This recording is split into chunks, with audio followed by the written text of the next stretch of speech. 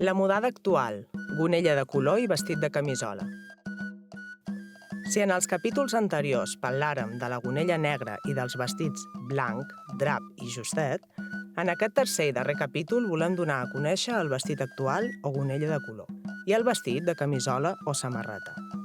I amb ells concloure l'exposició dels diferents vestits usats pel grup folclòric Sant Jordi de Ses Salines.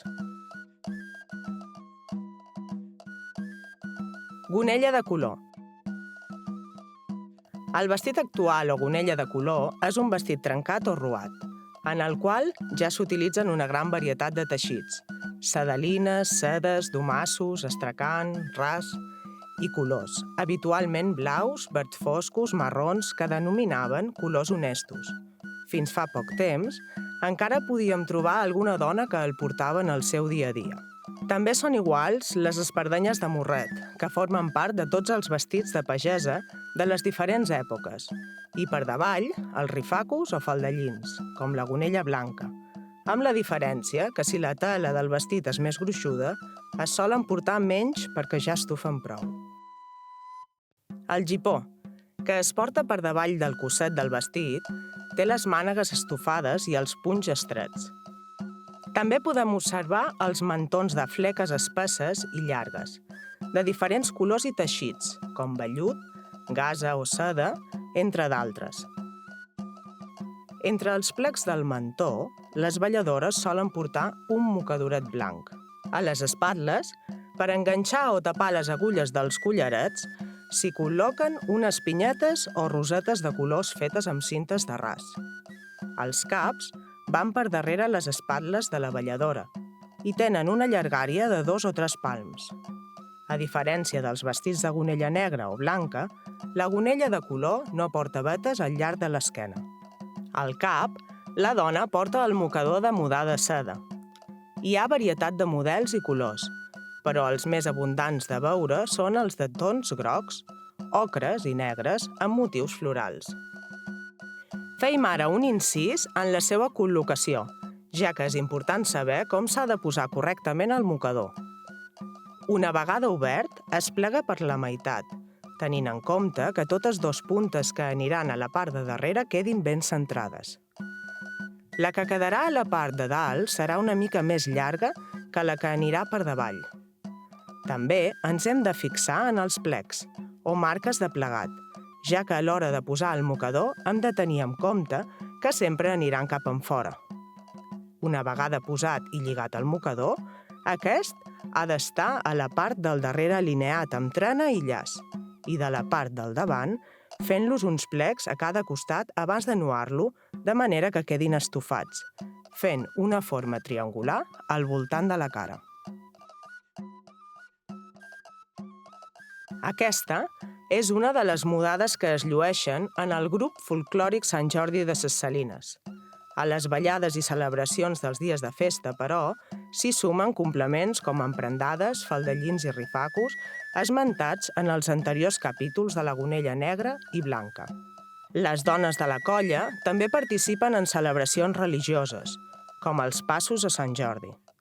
S'hi vesteixen qualsevol de les gonelles, negra, blanca o de color. Això sí, sempre amb la mantellina, de color blanc o cru, amb una vora negra. Antigament, la mantellina era una peça del vestit relacionada amb el fet d'anar a missa i les activitats eclesiàstiques. Fins i tot, en la transmissió oral, s'afirma haver-ne vist de color negre, com a senyal de dol. Pelut per fora, pelat per dins, aixeca sa cama i tira-t'hi dins. Calçons. Un sostre de color blau, sense puntals i no cau. El cel. Tu ets negre, jo som blanc, nascut en escoll de sa mata, a Déu t'enviï i t'encoman, que no em facis anar de grapes. Vi pagès.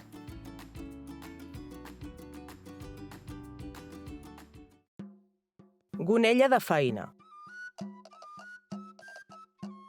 Els vestits de feina, confeccionats amb teixits de llista, una tela més senzilla, no van trencats, tan sols ruats i acompanyats de davantals llargs.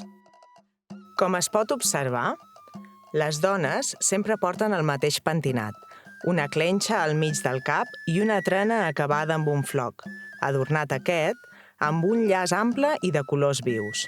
Normalment va sense caps o en caps curts, fets de cintes de ras o de seda. També solen portar un capell de flocs i per davall el mocador groc amb petites sanefes brodades o pintades. Si ens hi fixam bé, també veurem les vainiques decoratives a les vores. Hi ha diverses maneres de portar el mocador, com per exemple sense nuar i amb les puntes aixecades, aferrades a la veta del capell amb una agulla, en dies de calor, o només amb una de les dues puntes aixecada i l'altra amb la caiguda natural sobre el pit, o pot anar nuat. Els capells de flocs, de color blanc, es fan a mà a partir d'una planta anomenada margalló. Aquest tipus de capell es portava generalment quan les dones anaven a fer feines, on podrien trobar-se amb altres persones. S'usava més com a complement de fantasia per anar més arreglades davant la gent que per fer les feines de casa seua. Si la dona va sense capell i sense mocador, deim que va cap porrota. La que us hem mostrat és la roba que portaven les pageses del nostre poble en el dia a dia per fer les feines de casa i del camp. I avui dia, les balladores també el porten a les diferents ballades organitzades als voltants dels pous i les fonts. Les nostres majores, però, ens han contat les següents curiositats. En algunes ocasions o èpoques de l'any, si feia calor, les dones anaven per casa sense el mantó. D'aquest fet, en deien anar de cos de vestit. També ens han explicat que en comptes d'espardenyes de pitre, a vegades es portaven sabatilles de lona amb sola d'espart o de goma. D'altra banda, per no embrutar-se el vestit, les dones optaven per aixecar-lo de la part de davant i enganxar-lo a la cintura amb el cordó del davantal, a la part del darrere o als costats. D'això, se'n diu portar el vestit atrosellat o cenyit, que és, si fa no fa, arromangat. El mocador també es pot dur sol, sense capell. Destaca la seva utilitat, sobretot a l'hora de cuinar o de pastar. Es posaven davant, al front, i es lligava a la part de darrere en forma de barret. Així, protegien al mateix temps els cabells i el menjar. I per acabar aquest apartat, un altre costum de les pageses majors era portar la trena embenada. Li enrotllaven una veta al voltant i els cabells quedaven protegits del sol i la pols. Som ben fill de canya. Blanc és el meu color. Faig sa salsa bona i també es flaó. Es sucre. Una iaia vella que només té una dent i amb una queixalinada replega tota sa gent. Sa campana. De dia plena de carnassa i de nits boca badadassa. Sabata. Vestit de camisola o samarreta.